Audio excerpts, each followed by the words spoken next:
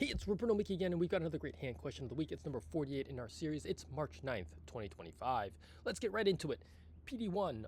All statements about PD1 or programmed cell death protein 1 are true except A. PDL1 is expressed on cancer cells to evade the immune system. B. PD1 is expressed only on T cells. C. Elevated soluble PD1 plasma levels were correlated with lower SHARP scores in rheumatoid arthritis patients. D. Pembrolizumab is a PD1 inhibitor used in various cancer treatments. E. PD1 activation leads to decreased glycolysis and mitochondrial activity. Well, here's your chance to pause the video, think about the question, and answer it. PD1 is a member of the immune checkpoint transmembrane proteins. Other members include TM3 and CTLA4. The protein is expressed on T cells and B cells and plays a significant role in immune system regulation. PD1 also plays a role in autoimmune diseases such as rheumatoid arthritis. Elevated PD1 levels in the blood of rheumatoid patients was correlated with better SHARP scores. High SHARP scores means worse rheumatoid arthritis disease findings.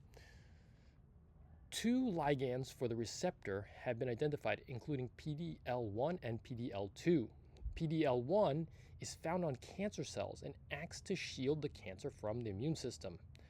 This receptor is a target for treatment in cancer treatment and autoimmune disorders.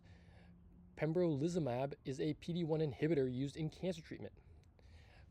The 3 drugs listed here are the approved PD1 inhibitors, and these will continue likely to grow in number and also in indications. There are actually some PD1 agonists being developed as well, and those will be used to treat rheumatoid arthritis.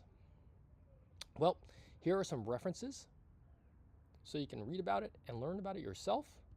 And the answer to the question is B. PD1 is expressed only on T cells. It is in fact expressed both on T cells and B cells. Well, hope you learned something. Hope you enjoyed the video. Remember to like and subscribe so we continue to support this channel.